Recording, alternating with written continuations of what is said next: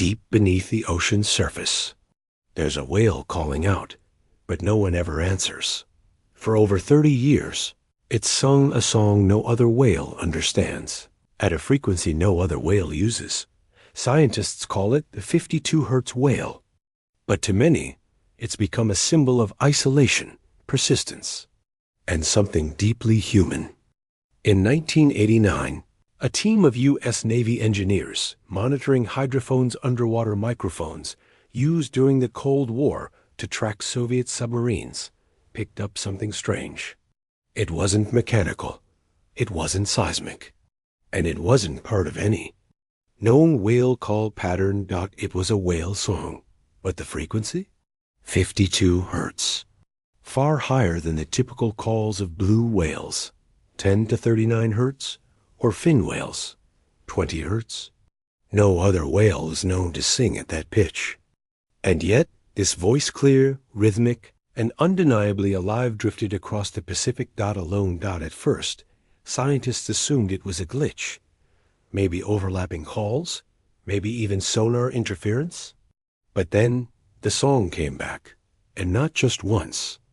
Same distinct 52 Hz signal was picked up year after year, moving slowly across the ocean, sometimes north, sometimes south, but always singing. Always alone. The more they listened, the clearer it became. This was a solitary whale, one that did not match the frequency of any known species. It wasn't a blue whale. It wasn't a fin whale. And it wasn't communicating with a pod, because none could hear it. The ocean is vast, dark, infinite, but it is not silent. Whales sing to locate one another, to find mates, to declare territory. Their songs travel hundreds of miles through deep water, echoing and layering across time and space. And yet this whale, was calling into emptiness. Researchers dubbed it the 52 Hz whale, and a legend was born. It wasn't just a biological mystery. It became a metaphor, a symbol of loneliness, of misunderstood voices, of calling out and never hearing anything back. As recordings of the 52 Hz song spread, something remarkable happened. People began to connect with it. Not marine biologists, not oceanographers, but humans. Regular people. People who had never seen a whale. People who had no science background. People who knew exactly what it meant to feel unheard. A young woman posted online, "I cry every time I think about him. I know what it's like to speak and have no one understand." Another wrote, "This whale is my spirit animal." Without trying, the 52 Hz whale became a mirror reflecting something profoundly human from the coldest, deepest corners of the sea. But scientifically, the mystery deepened. What was this whale? Some believed it might be a hybrid, perhaps the offspring of a blue whale and a fin whale, genetically unique and unable to communicate with either species. Others speculated it could be a deformed individual, whose vocal cords developed differently. Few even proposed that it might represent an entirely new species, never seen, only heard. But one detail remained consistent. No one had ever seen it. All we had was the sound, a lonely frequency, a sonar ghost. And yet, year after year, it returned, moving, singing, surviving. In 2004, a team led by marine biologist Mary Ann Dahar released a detailed study confirming the 52 Hz call had persisted for over a decade. More importantly, it followed a migration pattern, proving that the whale was not only alive, but healthy and likely mature. This wasn't a dying animal. It was a thriving one, traveling, navigating, calling out with a voice. No one could answer. That paradox shook people. How could something be healthy, mobile, aware, and still completely alone? Was it suffering? Did it know? Could it feel loneliness? Or was that just us projecting? By now, the 52 Hz whale had become more than a frequency. It had become a legend. Poems were written about it. A band named an album after it. Art installations recreated its song in museums. A Kickstarter campaign raised over $400,000 to make a documentary called The Loneliest Whale. And still, the whale kept singing, unaware of the humans watching, unaware of the people who felt understood by its existence, unaware of the name it had been given. It just sang. Finding a whale is difficult. Finding one whale that no one has ever seen. That doesn't sound like any other, and that roams the vast, dark ocean alone? Nearly impossible, but not entirely. Thanks to the Cold War, the United States Navy had installed an advanced underwater listening system across the Pacific, the SOSUS Network Sound Surveillance System.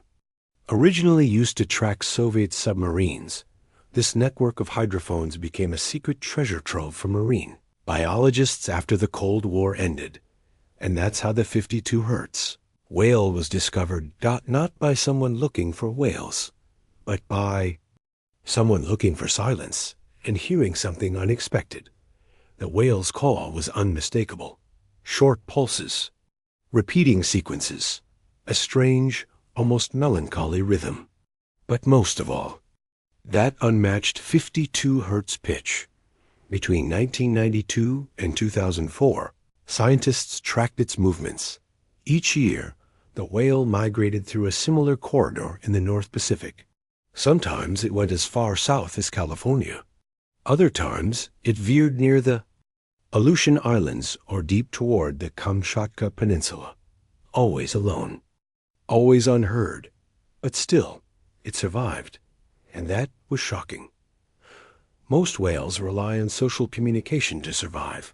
For mating, navigation, even avoiding danger. Their calls help them locate one another across vast distances. But this whale was calling on a channel no one else used. So how did it survive? Some experts speculated that it might be able to hear others, even if others couldn't hear it. Others believed that perhaps it didn't even care, that this whale was never trying to communicate at all. Maybe it was simply singing for itself. In 2004, the Woods Hole Oceanographic Institution published a paper analyzing over 12 years of recordings. They confirmed that the whale had never changed its frequency. It migrated like other baleen whales, proving it was healthy. Its call remained unique, not matched by any known species. This was not a fluke, not a one-time mutation. This was a pattern. But the question lingered, what did the whale want? Marine mammal experts debated endlessly. Could this be a blue whale? Born with abnormal vocal cords? Was it a fin whale that learned a broken dialect? Or was it, as some hoped, a new species? The idea of a one-of-a-kind creature, the only one of its kind, swimming alone in the cold, sparked public imagination like wildfire. Artists began painting the 52 as a long, elegant blue form, swimming alone through dark waters beneath. Stars. Musicians composed songs using the 52 Hertz pitch. One writer even imagined it as a space whale, transmitting a signal to the stars, waiting for an answer from another world. But while the world turned it into a myth, real scientists kept listening. In the early 2010s, technology improved. New hydrophones, better audio mapping. The hope was to pinpoint the whale's exact location and possibly find it. Oceanographers teamed up with documentary filmmakers to launch an expedition. Using satellite data, passive acoustic sensors, and deep-sea listening devices, they searched the known migration path of the whale. They had the gear, they had the team, they had the data, but they didn't have the whale. It never showed up. The sound was gone. Months passed. Then a year. People feared the worst. Had the 52 Hertz whale finally died? Had its voice been silenced by age or sickness? Or something darker? The silence became heavier than the song, and then suddenly, in late 2014, the song returned. Faint but unmistakable 52 hertz call, echoing through the water from the far North Pacific, just as it had before. Dot still alone. Still alive. Dot still singing. The search resumed. But the truth remained. You can track the sound. You can follow the pattern. But you can't catch a ghost. And that's what the whale had become. Not a myth, not a machine, but something haunting the very idea of being heard. You'd think a marine mammal no one had ever seen wouldn't be able to change lives. But it did. By the late 2000s, the 52 hertz whale wasn't just a subject of scientific curiosity anymore. It had become a global symbol of misunderstood voices. Bloggers wrote essays titled, "I am the 52 hertz whale." Musicians used its lonely frequency in songs about heartbreak.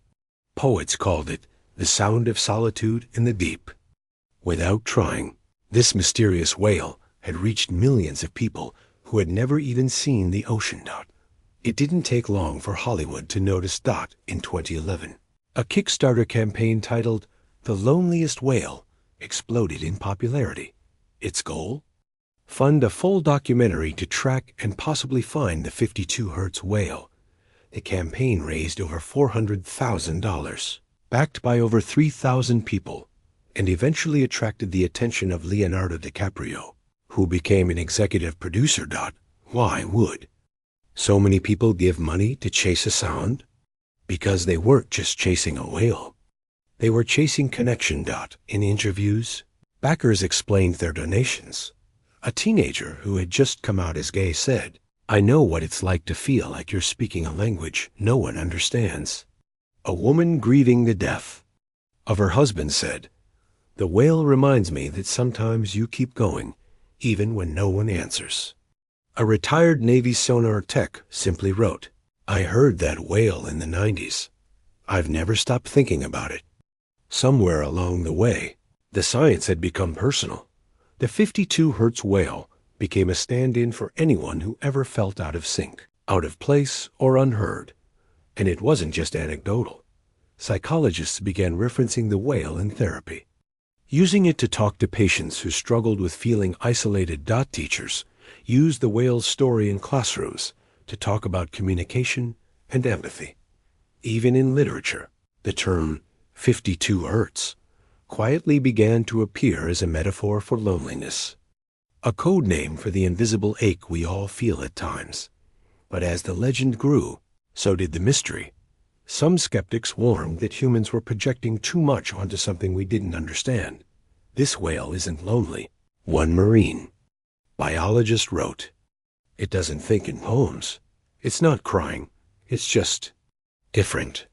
And maybe that's true. But maybe difference is exactly what made it powerful. Meanwhile, the scientific community was split. Some wanted to finally find the 52 hertz whale, tag it, study it, classify it. Others warned that doing so could disturb, or even harm, a creature that had managed to survive untouched for decades. The whale, after all, had never asked for an audience. It didn't know it was famous. It didn't know it had a nickname. It didn't know it had fans. It was just singing. And maybe that was enough. Still, the 2015 documentary team set out, armed with new technology, passive sonar buoys, and high-resolution ocean mics, to track down the singer. Weeks passed. Data rolled in. Tension grew. Then came the ping. A faint but familiar 52 hertz signal echoed from the northern Pacific. The crew scrambled. Ships were redirected. Cameras readied. Hearts pounded. And then it was gone again, like it had always been heard. Never seen. In the years since, more detections have come.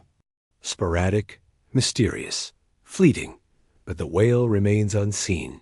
A myth that swims. A song with no face, a heartbeat in the dark, and perhaps that's what makes it eternal. We often imagine the deep ocean as a place of silence, endless blue, still, empty. But it's not. Beneath the waves, The sea is alive with sound, a chorus of life humming, clicking, and singing across hundreds of miles. Whales call to each other, dolphins whistle, shrimps snap, icebergs groan. Even the tectonic plates beneath the seabed rumble like thunder. And within this vast underwater symphony, the 52 Hertz whale sings.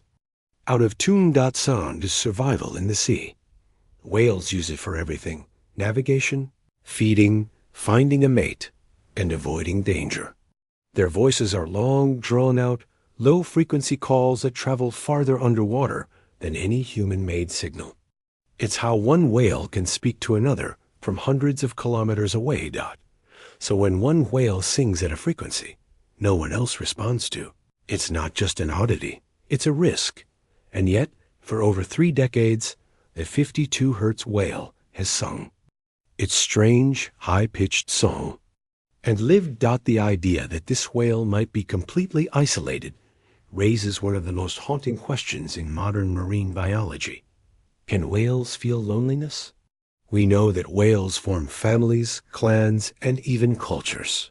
Some sperm whales develop dialects. Orcas teach hunting strategies to their young. Humpbacks pass complex songs from one generation to the next. So what happens when no one answers? Some scientists believe whales may experience social frustration or even grief. There are documented cases of whales carrying dead calves for days, sometimes weeks. Others have been seen lingering in spots where their pods vanished. So if whales can mourn, can they feel being alone?